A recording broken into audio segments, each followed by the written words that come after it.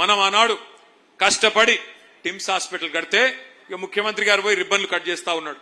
ఆయన జేబులో కత్తెర పెట్టుకొని తిరుగుతా ఉన్నాడు ముఖ్యమంత్రి గారు. పాపం జేబులో కత్తెర పెట్టుకొని తిరుగుతున్నట్టే జేబు దొంగ అనుకునేరు. ఆయన జేబు దొంగ కాదు, గజ దొంగ.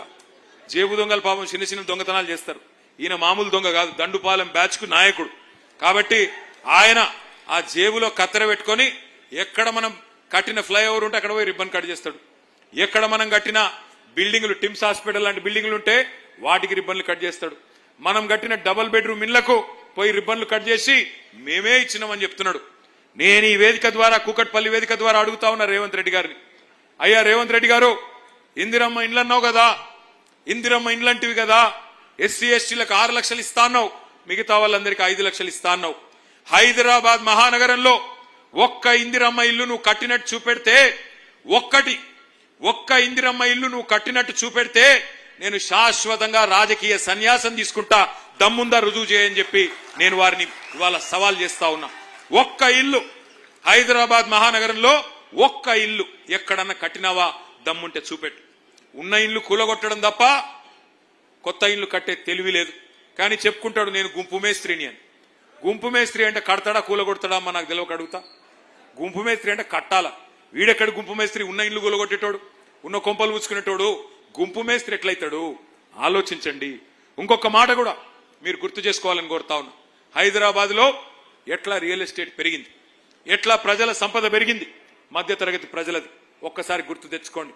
ఒకవైపు 1,00,000 డబుల్ బెడ్రూమ్ ఇల్లు కట్టుకున్నాం కేసీఆర్ గారి నాయకత్వంలో. అట్లాగే కొత్తగా బ్రహ్మాండంగా లింక్ రోడ్లు, అట్లాగే ఫ్లైఓవర్లు, అండర్ పాసులు, కొత్త రహదారులు, కొత్త ఫ్లైఓవర్లు, ఇవన్నీ కూడా ఒకటి కాదు, 2 కాదు, 42 కట్టుకున్నాం ఎస్ఆర్డిపి ప్రాజెక్ట్ కింద. మీ కూకట్పల్లి నియోజకవర్గంలోనే మీ ఎమ్మెల్యే మాధవరం కృష్ణారావు గారి విజ్ఞప్తి మేరకు జేఎన్టీయూ ఫ్లైఓవర్ కానీ, అట్లాగే బాలానగర్ ఫ్లైఓవర్ మన కుత్బుల్లాపూర్, కూకట్పల్లి ఇద్దరికి కూడా ఉపశమనం కలిగించే ప్రాంతం, ఎప్పటి నుంచో మీరు ఎదురు చూస్తున్న బాలానగర్ ఫ్లైఓవర్ కానీ, అండర్ పాస్లు కానీ, ఇవన్నీ కూడా నిర్మాణం చేసుకున్నాం. మంచినీళ్ళ సమస్య పరిష్కారం చేసుకున్నాం, రహదారులు విస్తరించుకున్నాం, మెట్రో నిర్మాణం చేసుకున్నాం. చక్కగా అభివృద్ధి పదంలో ముందుకు తీసుకొని పోతా ఉంటే అప్పుడు మరి మన వాళ్ళు రియల్ ఎస్టేట్ చేసుకునే బిల్డర్లు కానీ, చిన్న చిన్న ప్లాట్లు కొనుక్కునే మధ్య తరగతి ప్రజలు కానీ అందరి సంపద పెరిగింది. మరి వాళ్ళు ఏం జరుగుతా ఉంది రియల్ ఎస్టేట్ లో? 2.5 ఏళ్లు దరిద్రం వచ్చి కూర్చున్నట్టు కాంగ్రెస్ వచ్చి నెత్తిన కూర్చున్నది. దేశం మొత్తం వదిలించుకున్నది కాంగ్రెస్ అనే దరిద్రాన్ని. దేశం మొత్తం ఏ రాష్ట్రంలో కాంగ్రెస్ ను దగ్గర తీసుకోవడానికి కూడా ఇష్టపడట్లేదు. పక్కనున్న ఆంధ్రప్రదేశ్ వాళ్ళు అయితే దాన్ని పాతి పెట్టినారు. కానీ మన రాష్ట్రంలో ఏమైందో ఏమో మన వాళ్ళకి. హైదరాబాద్ వాళ్ళు మీరు కరెక్ట్ గానే ఓట్లేసింది, మీరు నమ్మలేదు దొంగ కాంగ్రెస్ ను. కుకట్పల్లి వాళ్ళు అయితే అసలే నమ్మలేదు. 72,000 ఓట్ల మెజారిటీతో మీ ఎమ్మెల్యే గారికి 54% ఓట్లిచ్చి రాష్ట్రంలోనే highest percentage of votes, highest majority మా తమ్ముడు వివేకానందకు వస్తే 85,000, మీకు హైయెస్ట్ పర్సెంటేజ్ వచ్చింది. ఎప్పుడు కృష్ణన్న పంచాయతీ పెట్టుకుంటాడు నాతో, వివేక్ హైయెస్ట్ మెజారిటీ అంటే అరే పర్సెంటేజ్ చూడన్నా నువ్వు అంటాడు. పర్సెంటేజ్ నీకే వచ్చింది కృష్ణన్న, ఫస్ట్ క్లాస్ లో పాస్ అయినావు, కంగ్రాట్స్ నీకు మీ కార్యకర్తలకు. మనమేమో ఆ పని చేసినాం, ప్రజల మనసు గెలుచుకున్నాం. వీళ్ళేమో దొంగ కార్డులు పట్టుకొని గ్యారంటీ కార్డులను పట్టుకొని పాపం ఊర్లలో పోయి అందరు కొంపలు ముంచింది. నేను చెప్పిన ఆ రోజే కేసీఆర్ గారు ₹1,00,000 ఆడపిల్ల పెళ్లికిచ్చి 15 లక్షల మంది పేదింటి ఆడబిడ్డల పెళ్లిళ్లు కళ్యాణ లక్ష్మి షాదీ ముబారక్ పేరు మీద చేయిస్తే ఈ దొంగ కాంగ్రెస్ వాళ్ళు వచ్చి 1,00,000 ఏం సరిపోతుంది, తులం బంగారం ఇస్తామన్నారు. నేను ఆ రోజే చెప్పిన, తిరిగి చెప్పిన. పెద్ద ఆయన కేసీఆర్ గారు కూడా చెప్పినారు, మోసపోతే గోసపడతారు, బాధపడతారు, మోసపోకండి, అది మంచి పార్టీ కాదు కాంగ్రెస్ పార్టీ అని. పెద్ద ఆయన కేసీఆర్ గారు పెద్ద మనిషి కాబట్టి మర్యాదగా చెప్పిండు. నేనేం చెప్పినా అంటే వీళ్ళు బంగారం ఇచ్చే బ్యాచ్ కాదు, పుస్తల తాడెత్తుకపోయే దొంగల బ్యాచ్, ఇది నమ్మకండి అని చెప్పిన నేను. కానీ కొంతమంది దురదృష్టవశాత్తు వాళ్ళు నమ్మడం జరిగింది. నమ్మిన పాపానికి ఈ రోజు ఎట్లా ఉందో పరిస్థితి మా ఆడకూతురులందరికీ రాష్ట్రంలో కనబడతానే ఉన్నది. ఇలా రియల్ ఎస్టేట్ రంగం ఎట్లా కుదేలైపోయింది అంటే నిన్నటికి నిన్న ఇందిరా పార్క్ దగ్గర ఆ సెంట్రింగ్ వర్కర్స్ ఉంటారు, హమాలీలు ఉంటారు, వారందరు సెంట్రింగ్ వర్కర్లు. వాళ్ళు పాపం ఎంతో కష్టపడి నిర్మాణ రంగంలో రాత్రనక పగలనక ఎండాకాలం లేదు వానకాలం లేదు పనిచేస్తూ ఉంటారు. వాళ్ళందరూ లక్షలాది మంది ఇలా లబోదిబోమని మొత్తుకుంటున్నారు. నిన్న కృష్ణారావు గారు, మా తలసాని శ్రీనివాస్ యాదవ్ గారు, మా గౌరవ ఎమ్మెల్యేలు ముగ్గురు నలుగురు పోయి వాళ్ళకు ధైర్యం చెప్పొచ్చినారు. మళ్ళీ కేసీఆర్ గారు వస్తారు, మళ్ళీ నిర్మాణ రంగం పుంజుకుంటది, మీరెవరు భయపడకండి, మీ సమస్యలను కూడా మేము పరిష్కారం చేస్తామని చెప్పారు. వాళ్ళు ఇన్సూరెన్స్ లాంటి ఇంకా చిన్న చిన్న కోరికలు కోరుతా ఉన్నారు. నేను సెంటరింగ్ వర్కర్స్ కూడా చెప్తా ఉన్నా, అదేవిధంగా గృహ నిర్మాణ రంగంలో పనిచేసే ప్రతి కార్మికుడికి నేను చెప్తా ఉన్నా, మీకు మళ్ళీ అండగా ఉండేది ఈ గులాబీ జెండానే, తప్పకుండా మిమ్మల్ని కడుపులో పెట్టుకొని కాపాడుకుంటామనే మాట కూడా నేను విజ్ఞప్తి చేస్తా ఉన్నా. ఇక ఈ రోజు మనం ఈ కార్యక్రమం పెట్టుకోవడానికి ప్రధానంగా 2-3 కారణాలు ఉన్నాయి. ఒకటి, మీ అందరికీ తెలుసు, మన పార్టీ అధినాయకత్వం కేసీఆర్ గారి నాయకత్వంలో ఒక నిర్ణయం తీసుకున్నది. కొత్తగా సభ్యత్వ నమోదు కార్యక్రమం చేయాలి, కొత్తగా మళ్ళీ కమిటీలు వేసుకోవాలి.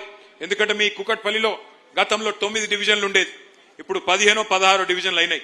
15-16 ఎన్ని ఇప్పుడు 15 డివిజన్లు అయినాయి. మరి ఆ 15 డివిజన్లకి చాకుల్లాంటి యువ నాయకుల్ని, కొత్త తరాన్ని, కొత్త రక్తాన్ని బ్రహ్మాండంగా మళ్ళీ అధ్యక్షులుగా పెట్టుకుని కొత్త కమిటీలు వేసుకుని ముందుకు పోవాల్సిన అవసరం ఉన్నది. సభ్యత్వ నమోదు కార్యక్రమం జూన్ మాసంలో మనం ప్రారంభించుకోబోతా ఉన్నాం. నేను ఒక్క మాట మాత్రం ఈ వేదిక ద్వారా ఇక్కడ ఉన్న నాయకులందరికీ చెప్తా ఉన్నా, మా మాజీ కార్పొరేటర్లందరికీ కూడా చెప్తా ఉన్నా, మాజీ కార్పొరేటర్లు నిజానికి కూకట్పల్లిలో చాలా అద్భుతంగా పనిచేసినారు. వారికి ఒకసారి గట్టిగా చప్పట్లు కొట్టాలని చెప్పి కూడా నేను కోరుతా ఉన్నా. పని చేయడంతో పాటుగా మీ ఎమ్మెల్యే గారు చెప్పినట్టు అధికారం పోయినా పార్టీని మారలేదు, పార్టీని వీడలేదు. మేయరు, డిప్యూటీ మేయర్ పోయినా మీ కార్పొరేటర్లు మాత్రం, కూకట్పల్లి కార్పొరేటర్లు గులాబీ జెండాను విడిచిపెట్టలేదు. గట్టిగా చప్పట్లు కొట్టాలి. వాళ్ళకి నిబద్ధత కలిగిన సైనికులుగా పనిచేసినారు. కానీ ఈసారి నేను చెప్తా ఉన్నా, మరి మళ్ళీ మనం గెలవాల్సిన అవసరం ఉంది, ప్రజల మన్ననలు పొందాల్సిన అవసరం ఉంది. అందుకే నేను అంటా ఉన్నా, ఈ 15 డివిజన్లు, కొత్త డివిజన్లు ఏవైతే అవుతున్నాయో 15కి 15లో ఎవరైతే ఎక్కువ ఉరుకుతారో, ఎవరైతే ప్రజల చుట్టూ తిరుగుతారో, నాయకుల చుట్టూ కాదో ప్రజల చుట్టూ తిరుగుతారో వాళ్ళకే టికెట్లు ఇచ్చే బాధ్యత నాది అనే మాట నేను విజ్ఞప్తి చేస్తా ఉన్నా. ఎవరైతే కార్పొరేటర్ గా పోటీ చేయాలనుకుంటున్నారో పరుగులు పెట్టండి, ప్రజల చుట్టూ తిరగండి.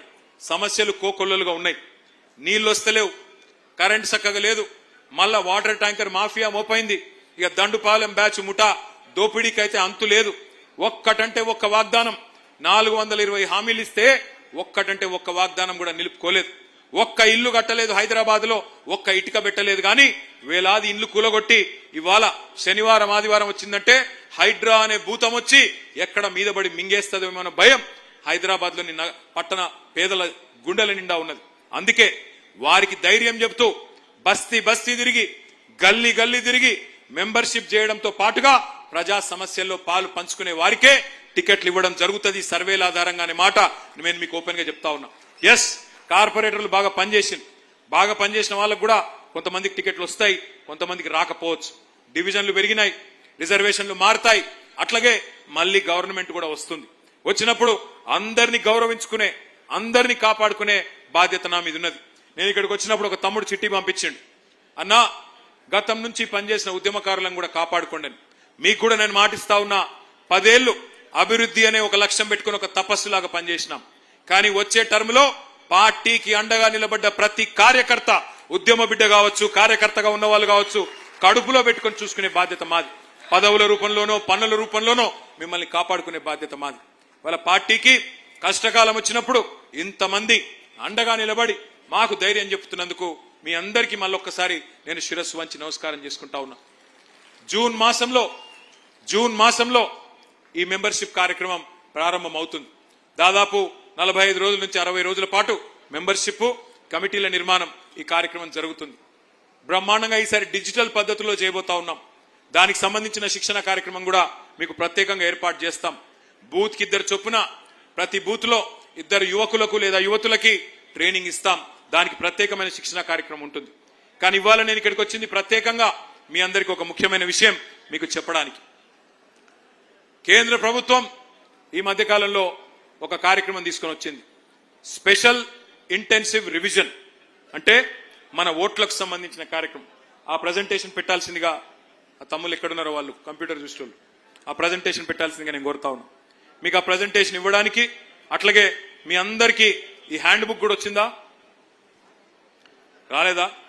ఇవ్వలేదా అన్న? ఇంకా ఒక 2000 పుస్తకాలు ఎక్కడున్నాయి? తర్వాత మీ అందరికీ డిస్ట్రిబ్యూట్ చేయడం జరుగుతుంది, మీ అందరికి ఇవ్వడం జరుగుతుంది. ఈ బూత్ లెవెల్ ఏజెంట్ల కోసం మీరు ఏం చేయాల్సి ఉంటుంది ఎస్ఐఆర్ కార్యక్రమంలో అని చెప్పి మీకోసం ఒక ప్రజెంటేషన్, ఆ ప్రజెంటేషన్ తర్వాత మీకు ఇది ప్రత్యేకంగా ఒక హ్యాండ్ బుక్ కూడా మీకోసం తయారు చేయడం జరిగింది, మీకు ఇవ్వడం కూడా జరుగుతుంది. దయచేసి మీరందరూ ఒకసారి మధ్యలో నిల్చున్న వాళ్ళు కూర్చోవాలా, మధ్యలో నిల్చున్న వాళ్ళు కూర్చోవాలమ్మా ప్లీజ్.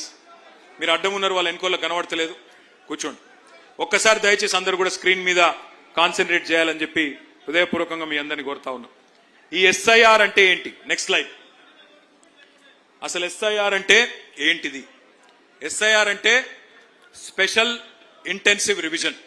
ఈ స్పెషల్ ఇంటెన్సివ్ రివిజన్ ద్వారా ఏం జరుగుతుంది అంటే, మరి ప్రతి ఇంటికి ఎన్నికల సంఘం యొక్క అధికారులు, రాష్ట్ర ప్రభుత్వ అధికారులు వచ్చి ప్రతి ఇంట్లో ఎవరుంటున్నారు, ఎంతమంది ఓటర్లు ఉన్నారు అని చెప్పి లెక్కలు తీసే కార్యక్రమం ఈ ఎస్ఐఆర్ అనే కార్యక్రమం. అంటే ఒక రకమైన వడపోత కార్యక్రమం ఈ ఎస్ఐఆర్ కార్యక్రమం. ఎవరు చేస్తారు దీన్ని? ఎవరు చేస్తారు అంటే బూత్ లెవెల్ ఆఫీసర్స్ అని ఉంటారు, బిఎల్ఓస్, అంగన్వాడీ టీచర్లు, మెప్మా రిసోర్స్ పర్సన్లు, వాళ్ళే మీకు తెలిసిన వాళ్ళే ఉంటారు, కొత్త వాళ్ళే మీ ఆకాశంలోకి వెళ్ళి రారు. అంటే ఏంది అసలు ఈ ప్రక్రియ ఏంటిది, ఎన్నిసార్లు జరిగింది? ఎస్ఐఆర్ ఏమి మొదటిసారి జరగడం లేదు భారతదేశంలో. ఎస్ఐఆర్ అనేది స్పెషల్ ఇంటెన్సివ్ రివిజన్ ఇదివరకు 13 సార్లు జరిగింది.